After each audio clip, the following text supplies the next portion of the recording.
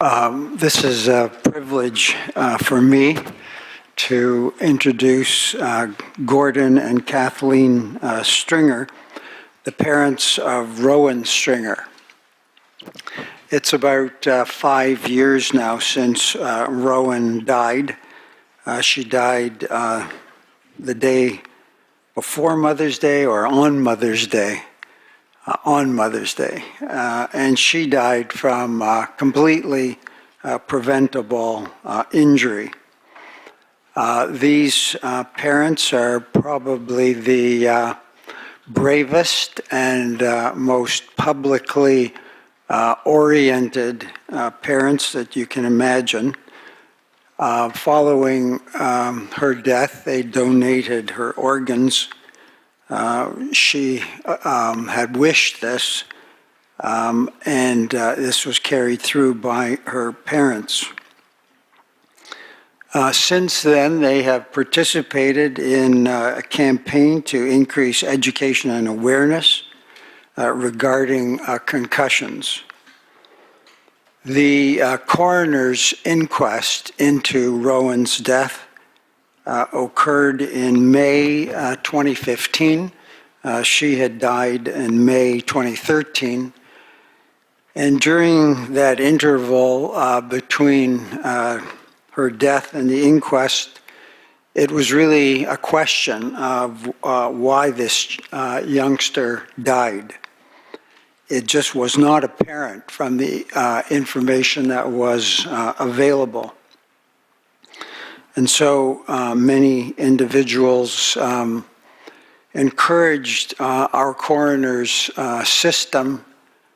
Inquest is one of the best ways to determine cause of death, and we have the opportunity to call it into play when the circumstances surrounding a death are not clear. And so we found out at the inquest how she died and why she died. And the facts came from Rowan's own voice, what she had texted to her friends during that critical 5 or so days before she suffered her final fatal injury. It was on a Friday that, as the captain of her rugby team at school in Ottawa, she participated in a rugby tournament and sustained her first concussion. 3 days later, on a Monday, she sustained her second concussion, and the information of these preceding concussions was only revealed in the texting that was presented at the time of the investigation into her death by the detective assigned to the inquest. And so the mystery of why she died became apparent. And on the Wednesday following the 2 preceding concussions, she sustained her final fatal injury again on the rugby field. So during that time, she had told no adult about her injuries, but she had clearly texted them to her friends. And the answer was that she died of second impact syndrome, a rare death, fortunately a rare death in our country. But nevertheless, it is a completely preventable death. And Rowan's parents have gone on a quest following this to rectify this situation, bravely taking on huge odds. And lo and behold, it actually happened a few weeks ago in the Ontario legislature when it was passed, the legislation concerning concussion education, concussion management, not just in schools, which had been previously covered by our PPM 158, but Rowan's Law, as it will be known forever, will cover both school and non-school sports. And so we're very grateful to have Rowan's parents with us today to describe their experience. Thank you.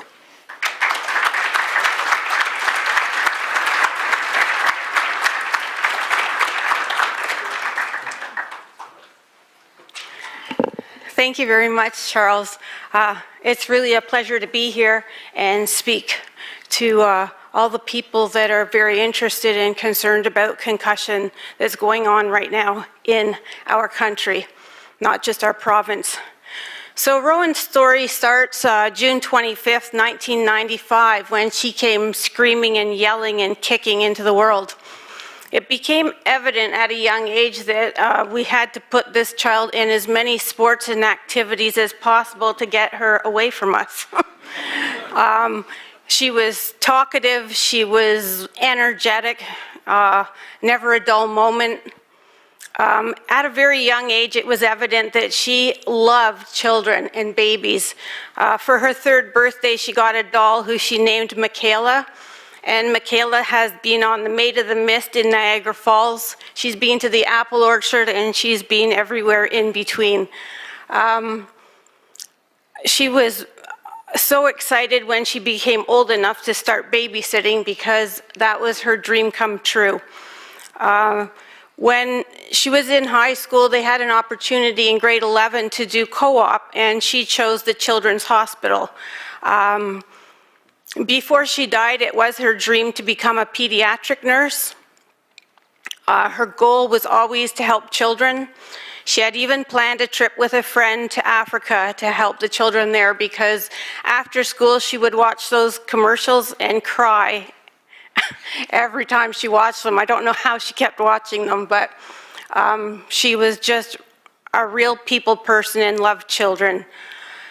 So, as Charles said, she had these concussions, which she didn't tell an adult. And this is one of the big problems because if she had broken an arm or a leg, she would have told someone, you know, she would have had a cast and, pardon? It would have been evident. Yeah, it would have been evident, and she wouldn't have been able to play. That's part of the problem with concussion. It's in some ways a hidden injury. When we talked about the detective, he actually had gone into the school. He asked every one of her teachers if they noticed any behavioral changes, any changes in her academics, and not one of them did notice any change. So when she had that fatal injury and we ended up at the Children's Hospital in ICU, her brain just continued to swell. And at one point, we were taken into that room and told we need to look at what we can do at this point. And we were told they'd already opened one side to release pressure. It hadn't released enough pressure. Was an option to open the other side and try to release more. But her brain was swelling to such a degree, it was herniating, it was causing massive areas of ischemia. So, you know, I looked at them and everyone was quiet, and I tend to be that kind of impulsive person, so I said, can we just donate her organs? At the time, I didn't realize, but doctors are not allowed to mention organ donation until there's a diagnosis of brain death. And at that point, Rowan hadn't been diagnosed with brain death. But they knew that trying to surgically manage it was probably not an option. They'd actually never had a success doing it that way. And they mentioned they could try medically, but we sort of knew that from the CT scans that that was not going to make any difference. When she was 16 and got her first driver's license, she came bounding into the kitchen. She opened the envelope and she saw that there was an extra little piece there that she could sign. It was her donor card. It just so happens I'm a dialysis nurse, and she grew up knowing the importance of organ donation. We talked about it as a family extensively. Mostly we thought it was because of Gordon and I that they would be making that decision one day. So in the hospital, we didn't really feel that it was our decision. She had already made the decision to donate her organs, and we were just following her wishes. On Mother's Day, she was declared brain dead, and that evening she was rolled into the OR. We said our goodbyes and went home. The next morning, we got the most wonderful phone call because Trillium Gift of Life let us know that all of her organs were transplanted successfully, and her cornea were also transplanted. It was a strange feeling, like a weight had been lifted and that we had a little bit of peace and solace from getting that phone call. So we sort of went back to bed, but the phone kept ringing, and it was the media. They wanted to do interviews, and I thought, well, that's sort of strange. We had family in town, and my older daughter was very upset and didn't want anyone coming into our house. But Gordon and I decided that because of Rowan's nature, her attitude, the kind of person she was, we should tell her story to make sure that she's not forgotten, and to honor the fact that she would have done a lot of really good things in this world had she lived longer. So we made a split-second decision. They're phoning, what do we do? So we said yes, and that day we had about 6 different people come to interview us. It just snowballed from there. It was a very shocking death because everybody sort of knew about concussion. I had never heard of second impact syndrome, and I was a nurse. In all the years that she played all her various sports, from snowboarding, ringette, lacrosse, soccer, football, we had never had a parents' meeting where concussion was mentioned. And during all those years, she had never had a concussion until that Friday before the fatal injury. So,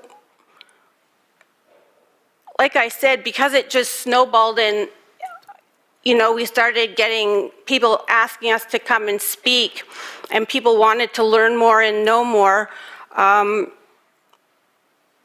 The inquest was done, and that created more people being aware of what happened. And it's been difficult for Gordon and I. I'm not going to lie and say that there hasn't been times that after we made that decision to talk to everyone that I think I keep spending my life talking about concussion, and that's what killed my daughter, and that's hard to listen to and hard to hear. But the worst thing to hear is to know that it was preventable. And because it's been such a difficult, sad, never-ending journey, we would never want another family to experience this. And that's the real driving force behind telling her story. We know that when you try to make a change and you try to educate people, it's always best to give an example. And Rowan's story is a personal story. People can see their own children in her, full of energy, wanting to play sports, We all know the importance of sports, but let's keep our kids safe playing these sports. And so that's why we go and tell Rowan's story.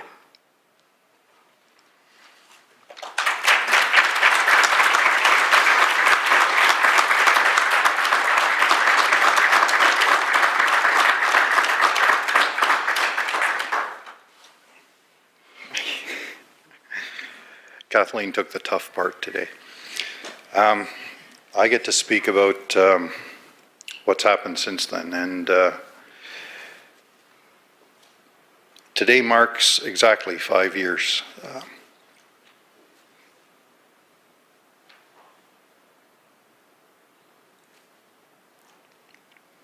And a lot has happened in those 5 years.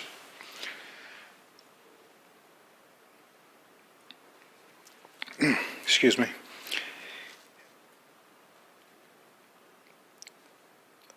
The story continues from the inquest. That really was a landmark point. We'd been doing talking, and as Kathleen had indicated, we've been invited to speak, et cetera, at places.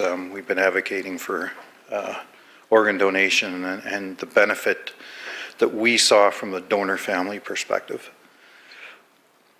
But it was about 18 months after Rowan's death that the phone rang in my office at work, and it was the coroner from Ottawa, Dr. McNaughton-Filion, and she'd indicated that some guy named Charles Tatter had called and made a request for an inquest into Rowan's death. And at the time, I didn't know Charles.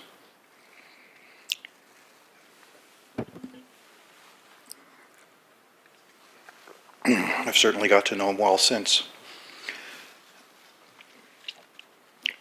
And learned how fortunate it was that he took an interest in Rowan's story. I Googled him. The first thing I did was Google him because I had no idea who he was.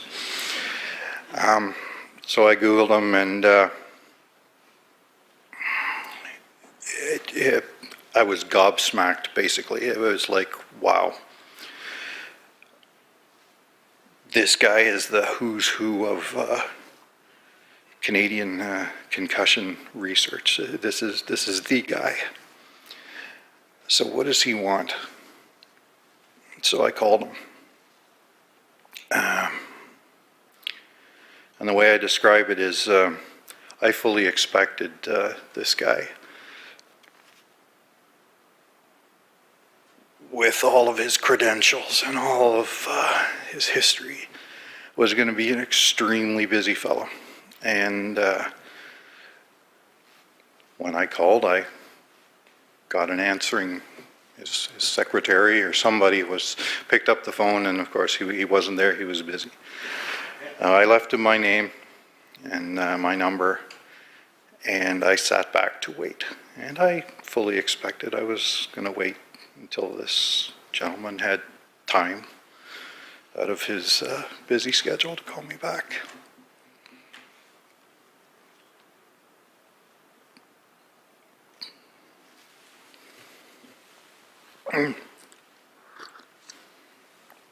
It was about 15 minutes when that call came. And so I asked him what the interest was. Why was he asking for this? 18 months after the fact. And he explained to me very clearly that it was to learn everything there was to know around Rowan's death, what happened, why it happened. I was convinced that we had to do this. And so we did. We agreed. It came up in May of 2015. I'm not going to go through much of it other than that. It happened. The result of that was 49 recommendations came out of that coroner's inquest. From what I always say is a very insightful set of 5 jurors. They were engaged, They were listening. They asked pointed questions. They learned. And the 49 recommendations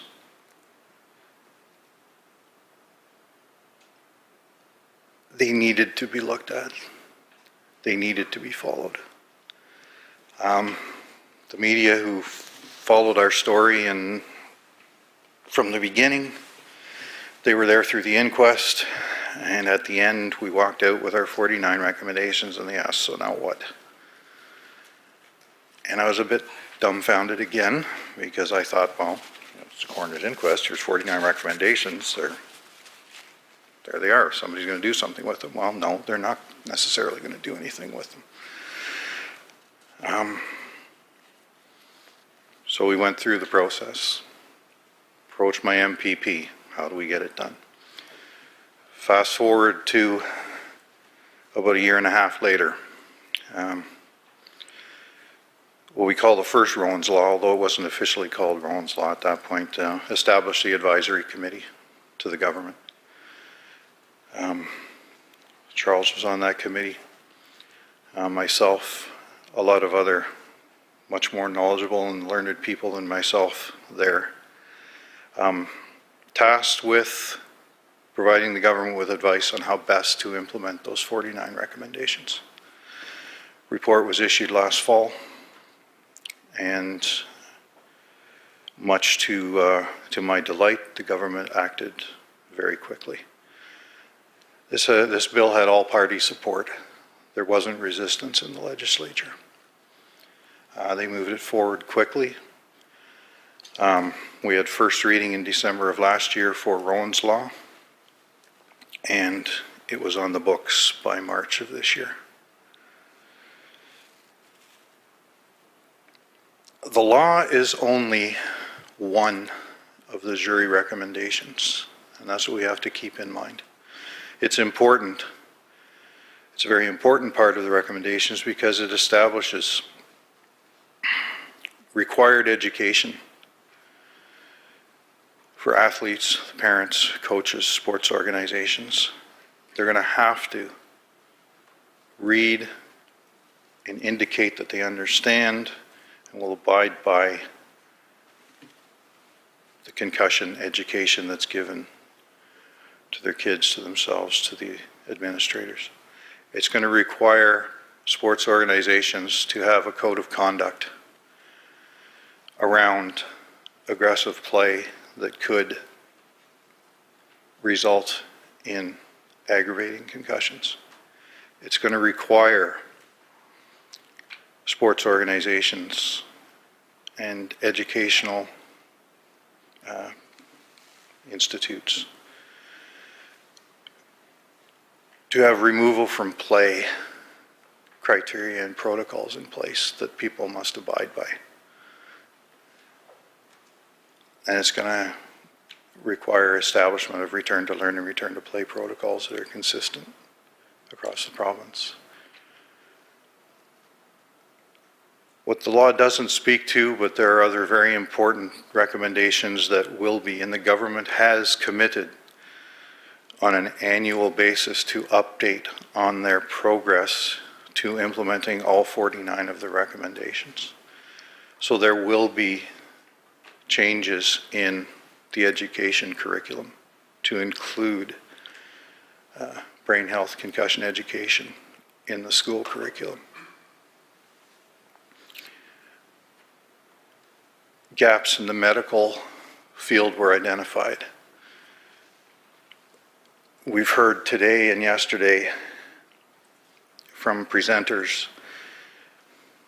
It seems to change a little bit from presenter to presenter, but generally what's acknowledged is 70 to 80% of concussions will resolve within the first, say, month. Those are the people that the general practitioners can handle. But the general practitioners need to be educated. They need to be updated on how best to handle those people, how to triage them, how to identify those ones that they're not going to be able to help and put them into a stream of more multidisciplinary care that they'll need. And there lies another gap that we're working on, is establishing centers of care, centers of excellence in the province for those people that need the multidisciplinary care, where they can be referred by the GPs. So all this stuff will come. It's not going to be an overnight thing, but it's coming. For us, education has always been the big piece. The text from Rowan indicating that she Googled concussion. She found information. Texts back and forth with her friends talking about concussion and, you know, oh, you'd know if you had a concussion. Well, I think I have a concussion. Well, if you have one, you'd know. So just she didn't find the information she needed. The reason I mention this is we've talked a lot about knowledge transfer. At a symposium like this, knowledge transfer is often in the context, and we've heard it, of the bench research, the lab research, getting down to the clinical area, educating the doctors.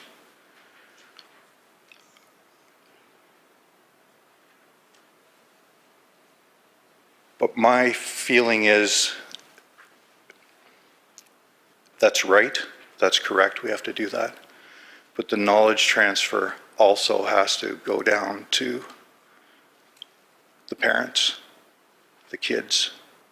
It has to be written in such a way that they can absorb it, they can understand it, they can implement it. My challenge to you as researchers is to incorporate that into what you're doing. Prepare to present it in such a way that if you are talking to a group of grade 7 students, they could understand what you're doing.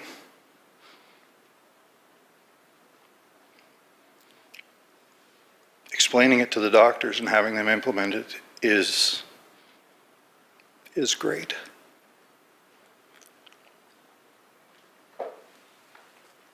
But guys like me have to understand it.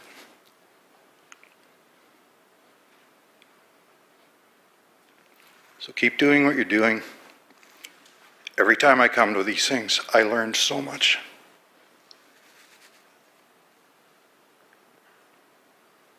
Canada punches way above its weight in the concussion area. That's something to be proud of. It's something that, as Rowan's Law and as the landscape changes in Canada, because it is going to change, because we aren't going to stop in Ontario, we're going to be able to draw on all this expertise that's here. And the protocols are going to improve, the education is going to improve, and it's going to be in a Canadian context. We can be world leaders here. We are world leaders here. And I'm very proud to say that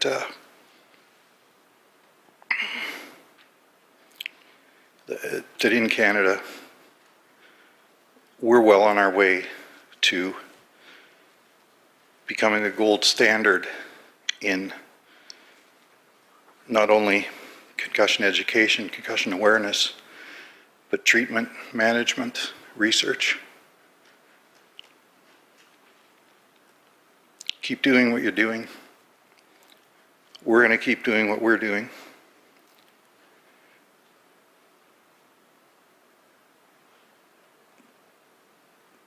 We're going to find mechanisms to fund what you're doing.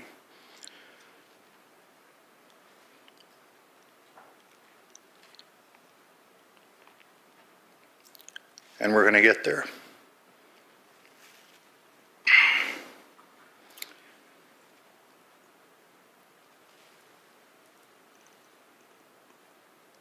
with the hopes that no other story like Rowan's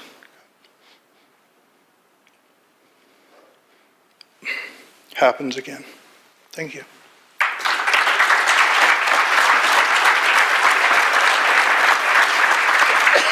Thank you.